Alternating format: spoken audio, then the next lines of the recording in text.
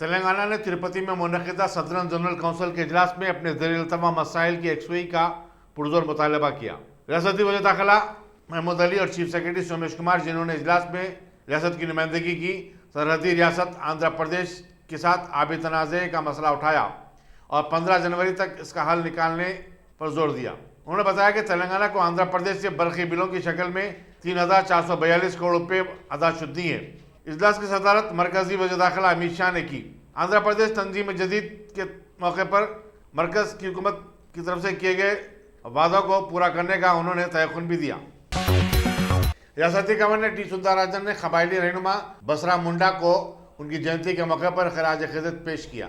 राजभवन में उन्होंने बसरा मुंडा के पोर्ट्रेट की गुलपोशी भी की और कहा कि उन्होंने जद्दोजहद आज़ादी में नुमाया खिदमत अंजाम दी थी। गवर्नर ने कहा कि मरकजी हुकूमत बसरा मुंडा की याद में एक म्यूजियम भी कायम करने जा रही है, जो कि एक मुस्तहसन इक़दाम है।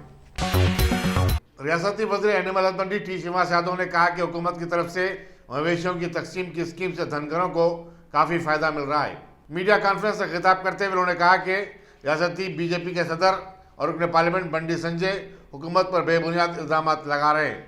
उन्होंने तमाम इल्ज़ाम को मुस्तरद कर दिया और कहा कि हुकूमत की तमाम स्कीमात को मौसर तौर पर रोबेमन लाया जा रहा है।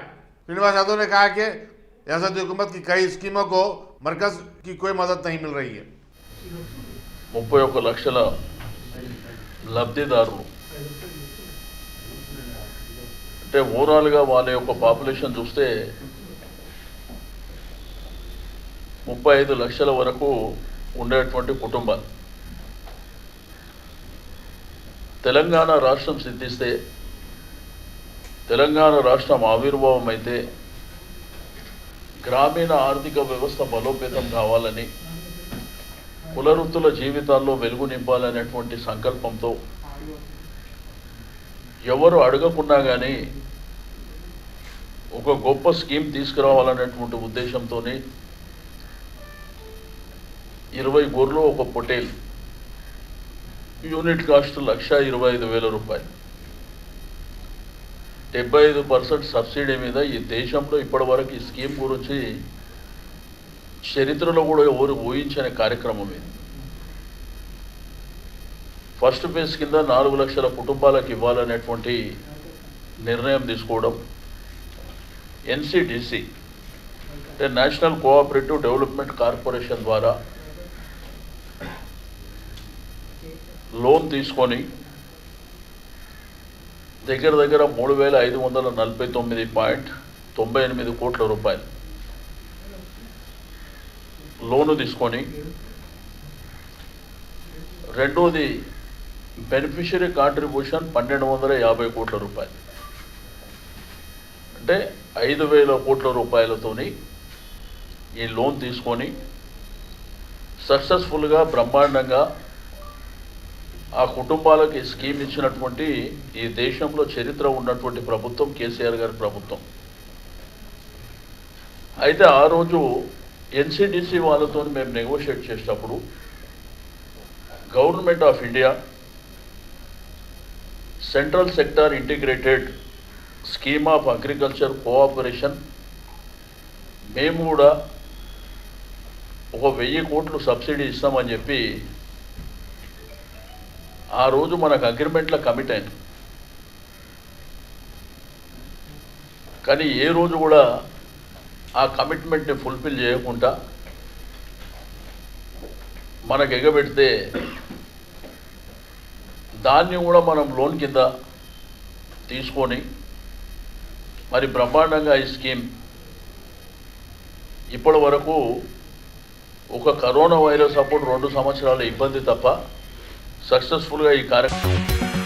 सिखों के मजहबी पेशवा बाबा गुरु नानक जी की 552वीं जयंती के मौके पर 19 नवंबर को गुरुद्वारा अफजलगंज समेत दूसरे कई गुरुद्वारों में बड़े पैमाने पर तकारीब मुनक़िद की जाएंगी। सदर गुरुद्वारा साहिब अशोक बाजार सरदार सुरेंद्र सिंह मकीजा ने मीडिया को बताया कि 19 नवंबर को सहपहर 3 बजे कीर्तन के बाद एक जुलूस निकाला जाएगा, जो सितंबर बाजार, मौजमिया मार्केट, जामबाग, पुतली बोली से होता हुआ सेंट्रल गुरुद्वारा अफजलगंज पहुंचेगा।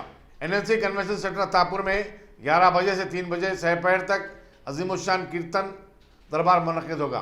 पंजाब से बाबा बंटा सिंह जी अभी भी कुलान मेहमान खुसूसी की हैसियत से शिरकत करेंगे। अशोक बाजार में उसी दिन रात 10 बजे ता 2:30 बजे शब गुरुद्वारा गुरु सिंह साहब में दीवान मुनक्किद होगा। उन्होंने सिखों से इन तकारीब में और लंगर में शिरकत करने की ख्वाहिश की है। प्रेस कॉन्फ्रेंस के मौके पर नायब सदर राजेंद्र सिंह मखेजा, जनरल सेक्रेटरी सरदार जोगेंद्र सिंह गुजराल और खाजिन सरदार दिलबाग सिंह चौड़ा भी मौजूद थे। 19 तारीख के दिन गुरुद्वारा श्री गुरु सिंह सभा में 10 बजे रात से 2:30 बजे सवेर तक ये कीर्तन दरबार चलता है, जहाँ पर पूरे हैदराबाद, सिकंदराबाद और तेलंगाना की ये पूरे प्रोग्राम्स में हर जगह से जो है संगत जुड़ती है, आती है वहाँ पर दर्शन करने और कीर्तन सुनने। यहाँ पर भी भाई अमनदीप सिंह जी अमृतसर वाले और भाई हरी सिंह जी जो हमारे हजूरी कीर्तनी जत्था है, हरविंदर सिंह जी हमारे गुरुघर के वज़ीर हैं और भाई बंता सिंह जी जो विशेष तौर पे कथा करेंगे। ये रात का प्रोग्राम रहेगा। मैं आप सबसे ये निवेदन कर रहा हूँ कि डिटेल्ड प्रोग्राम आपको हमने लीफलेट के साथ जो है प्रेस रिलीज का भी मैंने बना दिया है। आपसे रिक्वेस्ट है कि आपने अपने एस्टीम न्यूज़पेपर और चैनल में आपने इसका जो है ना डिटेल्स जो है आपने सबको आगे भेजने हैं। ये आपसे मैं और पर्टिकुलरली जो 17 तारीख का जो प्रोग्राम नगर कीर्तन है और 19 तारीख का, ये 2 अहम प्रोग्राम हैं जो गुरुद्वारा श्री गुरु सिंह सभा से तरफ से मनाए जा रहे हैं। तो मैं उम्मीद रखूँगा कि आप सब लोग जो है ये पूरा कवरेज करेंगे। और प्रोग्राम में दीवान तो चलेगा, कीर्तन दरबार साथ साथ में जो है ना लंगर की व्यवस्था भी होती है। और हम उम्मीद रख रहे हैं कि क्योंकि लास्ट ईयर कोविड सिचुएशन के वजह से संगत कम जुड़ी थी, अब क्या जो है 20,000 के करीब जो है संगत जुड़ने की उम्मीद है एसएनसी सेंटर। और यहाँ पर बाहर भी पूरे डेरा लगा दिया जाएगा क्योंकि जगह इतनी ऊपर भी है और यहाँ पर भी पूरा है, यहाँ पर भी पूरी संगत बैठती है। बाहर भी हमने डेरा जो है लगाना है संगत के बैठने के लिए। बाकी मैं विनती करूँगा हमारे प्रधान सरदार सुरिंदर सिंह मखीजा वो 2 शब्द बोले आपके सामने। सिद्दीपेट के जिला कलेक्टर वेंकटराम रेड्डी ने रजाकाराना तौर पर सबकदोशी इख्तियार कर ली। वो फौरी तौर पर बरसकता टीआरएस पार्टी में शामिल हो गए। तवक्को है कि असम्बली कोटे से होने वाले कानून साज काउंसिल के चुनाव में उन्हें पार्टी का उम्मीदवार मुकर्रर किया जाएगा। वेंकटराम रेड्डी ने पीर को प्रगति भवन में सदर टीआरएस चीफ मिनिस्टर के चंद्रशेखर राव से भी मुलाकात की। वो कलेक्टर की हैसियत से मुतनाज़ा बयान देते हुए अपोजिशन की तनकीदों का निशाना भी बने थे। సిద్దిపేట కలెక్టర్గా గత 5 సంవత్సరాల నుంచి పనిచేసే అవకాశం, అదేవిధంగా తెలంగాణ ఏర్పడినప్పటి నుంచి తెలంగాణ బిడ్డగా, తెలంగాణ అధికారిగా రాష్ట్ర సాధనలో కూడా ముఖ్యమంత్రి గారు చేసిన శ్రమ, అదేవిధంగా సిద్దిపేట జిల్లాలో పనిచేసే అవకాశం కల్పించడం, సుమారుగా 7 సంవత్సరాలు సిద్దిపేట జిల్లాలో పనిచేయడం, తెలంగాణ రావడం ఒక అదృష్టం. తెలంగాణ వచ్చినాక గౌరవ ముఖ్యమంత్రి గారు బాధ్యతలు తీసుకొని తెలంగాణ రాష్ట్రాన్ని దేశంలో అత్యున్నత స్థానంలో ఉంచే దిశగా అహర్నిశలు కృషి చేయడం, వారి స్ఫూర్తి, వారి ఆలోచన, వారి విజన్ ఇవన్నీ కూడా అతి సమీపంలో సిద్దిపేట జిల్లా కలెక్టర్గా నేను చూసే అవకాశం రావడం, గౌరవ ముఖ్యమంత్రి గారు ఏదైతే శ్రమపడి రాష్ట్రం కొరకు అహర్నిశలు కృషి చేసి అభివృద్ధి పదంలో ఇవాళ తెలంగాణ రాష్ట్రాన్ని భారతదేశంలోనే అన్ని రాష్ట్రాలు చూసే విధంగా చేస్తూ ఉన్నారో ఆ అభివృద్ధి మార్గంలో కూడా సార్ ఎంబడి ఉండి, గౌరవ ముఖ్యమంత్రి గారు ఎంబడి ఉండి అభివృద్ధిలో భాగస్వామ్యం కావాలనే ఆశతోని వారి పార్టీలో జాయిన్ కావడం, ఇవాళ రాజీనామా చేయడం జరిగింది.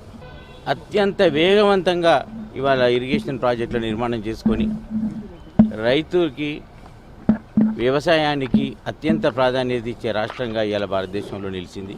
గౌరవ ముఖ్యమంత్రి గారి దిశానిర్దేశం, ఈ రాష్ట్రానికి గట్టి పునాది వేయబడ్డది. ఈ 7 సంవత్సరాల పునాదిని రానున్న తరాలకి తెలంగాణలో ఉన్న ప్రజానికానికి ఇంకా బలోపేతం చేసే మార్గంలో గౌరవ ముఖ్యమంత్రి గారికి, పార్టీకి, తెలంగాణ రాష్ట్రానికి ఏ విధంగానైనా సహాయపడాలనే ఆలోచనతోని ప్రభుత్వ ఉద్యోగానికి ఇవాళ రాజీనామా చేసి फलकनुमा पुलिस ने हफ्ते को जहानुमा में 32 साल मोहम्मद आरिफ शुएब के कत्ल के सिलसिले में उसके बहन भाई मोहम्मद समी मोहिउद्दीन को दीगर 2 अफराद मोहम्मद अली और आमिर मोहम्मद खान के साथ गिरफ्तार कर लिया। डिप्टी कमिश्नर पुलिस हाउस गुजराला भोपाल ने मीडिया को बताया कि मोबाइल टेक्नीशियन का काम करने वाला आरिफ की एक गर्लफ्रेंड एक अरसे से बीमार रह रही थी। उसे शुबा था कि उसकी बहन ने उस पर जादू करवाया है। चुनाचे वो अपनी बहन शाहीन कौसर और बहन भाई समी से 2 लाख रुपए इलाज के लिए मांग रहा था। उसने अपने बहन भाई को धमकियां भी दी थी। इसकी धमकियों से तंग आकर समी ने अपने 2 साथियों के साथ मिलकर आरिफ के कत्ल का मंसूबा बनाया और उसे जहानुमा में कत्ल कर दिया। को मोहम्मद आरिफ नाम के एक बंदे का कत्ल किया गया फलकनुमा पुलिस स्टेशन लिमिट्स में। इसमें 4 लोगों को गिरफ्तार किए। इसमें A1 है समी मोहिउद्दीन जो हुसैन आलम पुलिस स्टेशन के होमगार्ड है, और A2 उसका भाई अमजद मोहिउद्दीन और उनके दोस्तां मोहम्मद अली, आमिर मोहम्मद खान, चारों को गिरफ़्तार किए। इसमें इसके पीछे ये है कि ये मोहम्मद आरिफ जो है वो एक लड़की से शादी करने का इरादा था। जनवरी में करने वाले थे दोनों, लेकिन पिछले 2-3 महीने से उनका वो लड़की का तबीयत ठीक नहीं था। बहुत सारे हेल्थ प्रॉब्लम्स भी है उनके, रिसेंटली आ गए।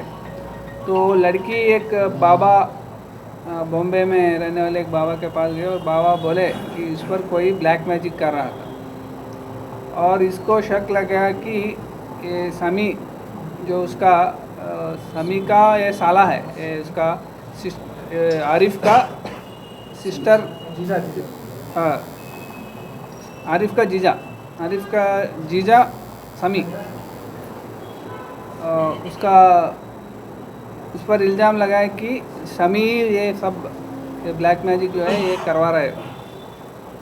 वो बहुत बार उसके घर में जाके बहुत उसको तंग किया और उसको इसलिए उसको थोड़ा पैसा भी दिया समी उसको चुप रहने के लिए, लेकिन फिर भी वो रोज़ आके उसको तंग कर रहा था। और उस सैटरडे रात को अपने भाई और उनको भाई के दो दोस्तां उनसे पैसे दे के बोला कि उसको ख़त्म करने का, और उसी दिन रात 11 बजे के आसपास उसके घर में जाके उस पर अटैक किए।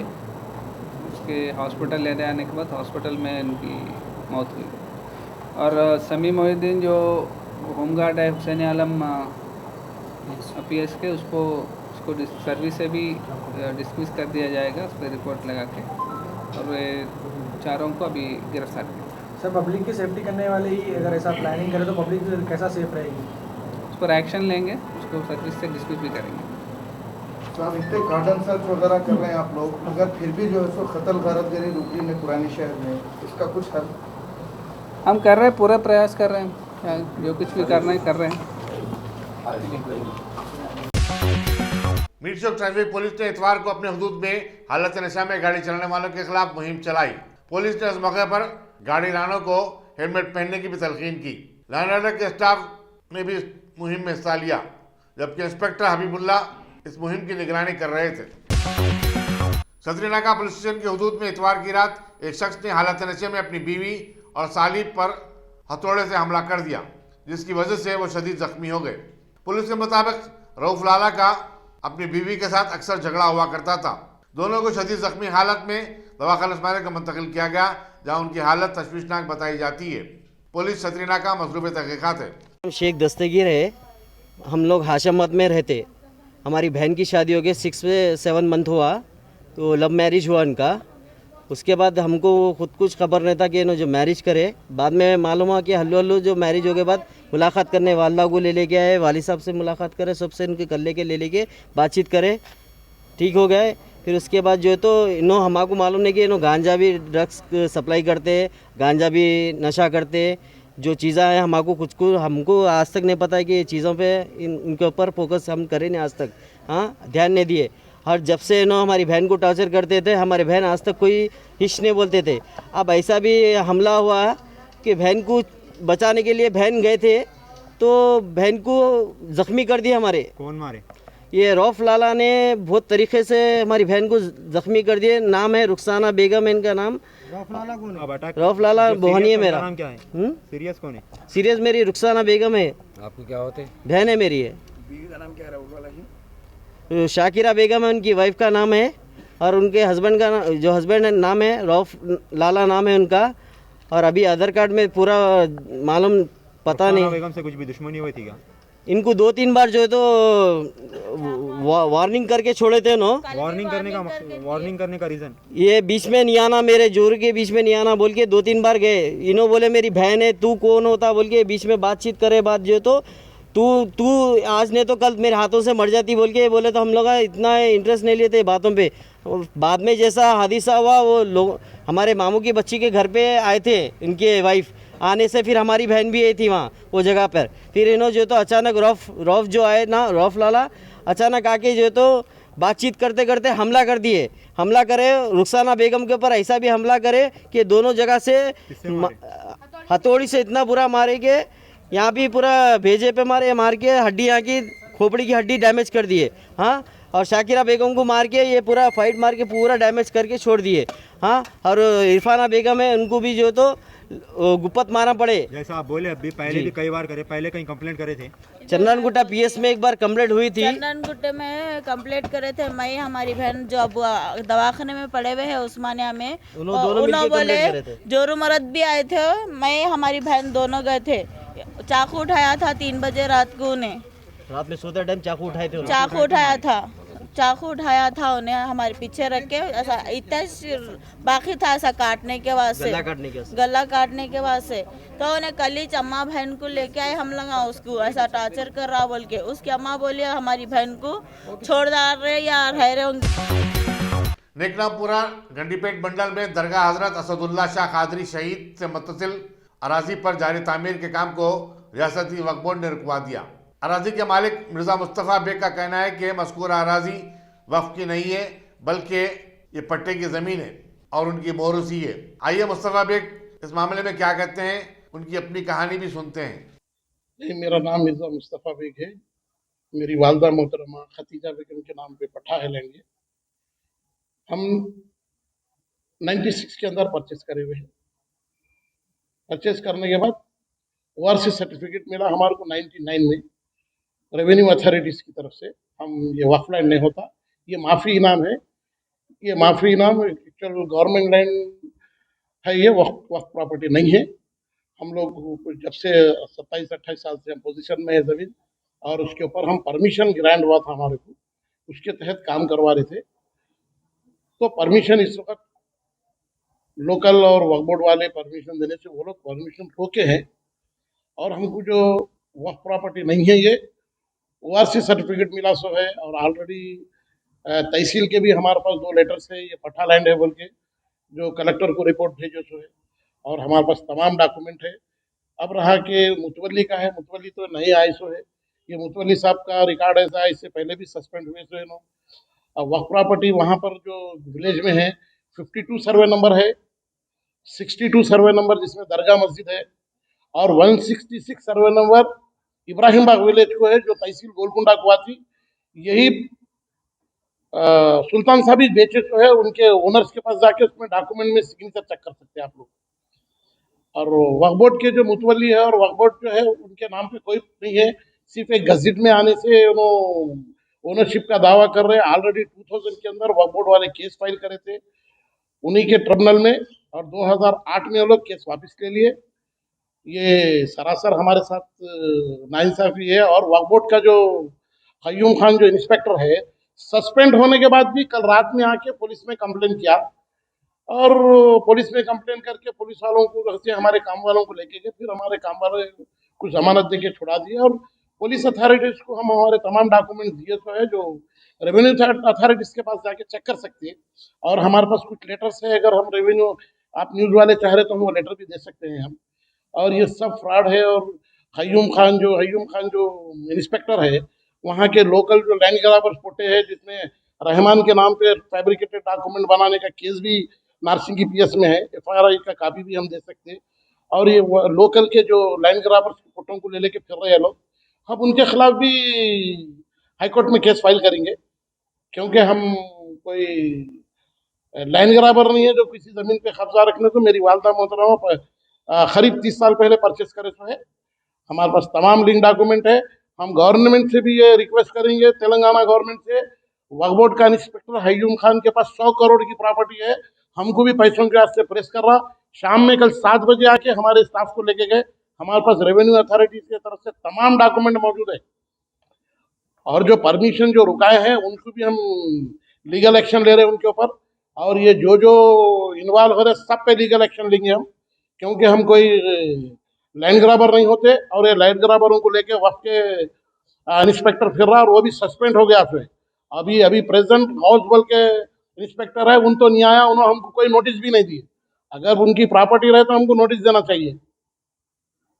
हम ORC 99 में हमारे को ORC मिला और हम परचेस करे डॉक्यूमेंट नंबर 1133 या 96, हम वो टाइम में परचेस करे। तो जब से रेवेन्यू में है, रेवेन्यू में चेक कर सकते सब जने, और जो गलती करा उसको उसकी पनिशमेंट मिलना चाहिए। और जो लाइन ग्राबर उसको मैं तेलंगाना गवर्नमेंट से रिक्वेस्ट करूंगा, या तेलंगाना ये लोगों के पुलिस को बोल के इनको एक्शन लेना इनके ऊपर, जिससे एरिया के अंदर वहां पर कुछ हिंदू मुसलमान का झगड़ा होने के चांस है। रहने को घर न होने की शिकायत करते हुए मेमनगर की एक 30 साला बेवा सुजाता अपने 2 बच्चों 10 साला भानु और 7 साला वीनी के साथ एक सरकारी बैतुल खला में 2 दिन से रह रही थी। मुकामी अफराद प्रभाकर रेड्डी, राघवा रेड्डी और रत्नाकर रेड्डी की तरफ से उसके लिए बनाई गई झोपड़ी का आज कांग्रेस की रुकन असम्बली सीता एक्का ने इफ्तिताह किया। बताया जाता है कि पेशा मजदूर से ताल्लुक रखने वाली सुजाता के शौहर बालया का हाल ही में देहांत हो गया था। सीता एक्का ने रियासती हुकूमत से सवाल किया कि उसकी डबल बेडरूम स्कीम के इस्तेफादा कुनिंदों में अगर ये खातून शामिल नहीं है तो फिर किसको ये मकानात दिए जा रहे हैं। त्रिपुरा में गिरफ्तार दिल्ली की 2 खातून सहाफियों को जमानत मिल गई है। इन दोनों सहाफियों सुकूनिया समर्थी और सवर्णा झा को, जो त्रिपुरा के हंगामों के सिलसिले में सूरत-ए-हाल का जायजा लेने पहुंचे थे, पुलिस ने गिरफ्तार कर लिया था। एडिटर्स गिल्ड के बशमूल सहाफियों की मुख्तलिफ तंजीमों ने इस गिरफ्तारी पर एहतजाज किया था। दिल्ली में बढ़ती हुई फिजाई आलूदगी पर काबू पाने रियासत की आम आदमी पार्टी हुकूमत मुकम्मल लॉकडाउन नाफिज करने के लिए तैयार है। हुकूमत ने ज़िमन में पीर को सुप्रीम कोर्ट में एक हलफनामा दाखिल करते हुए कहा कि अगर पूरे नेशनल कैपिटल रीजन में लॉकडाउन नाफिज किया जाए तो इसका बेहतर असर हो सकता है। वाज़ेह है कि सुप्रीम कोर्ट ने 2 दिन कबल लॉकडाउन के निफाज के सिलसिले में मरकज़ और दिल्ली हुकूमत से जवाब तलब किया था।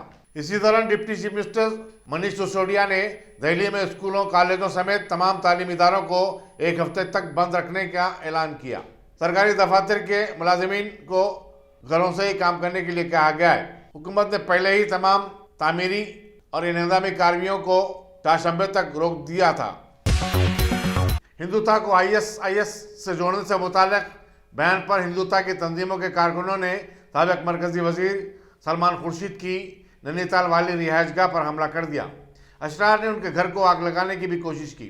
DIG नलेश आनंद ने बताया कि इस वाक़े के सिलसिले में राकेश किप्पल नामी एक शख्स और दीगर 20 अफराद के खिलाफ मुकदमा दर्ज किया गया है। सलमान खुर्शीद ने अपनी किताब सनराइज ओवर अयोध्या में कहा था कि हिंदुज़म और हिंदुत्व 2 अलग अलग चीज़ें हैं और हिंदुत्व और ISIS में कोई फ़र्क नहीं है। बैरूनी ममालिक में आला तालीम के मामले में अमेरिका बदस्तूर हिंदुस्तानी तलबा की पहली तरजीह है। अमेरिका में जहां 200 ममालिक के 9,14,000 तलबा ज़ेर तालीम है, उनमें 20% का ताल्लुक हिंदुस्तान से है।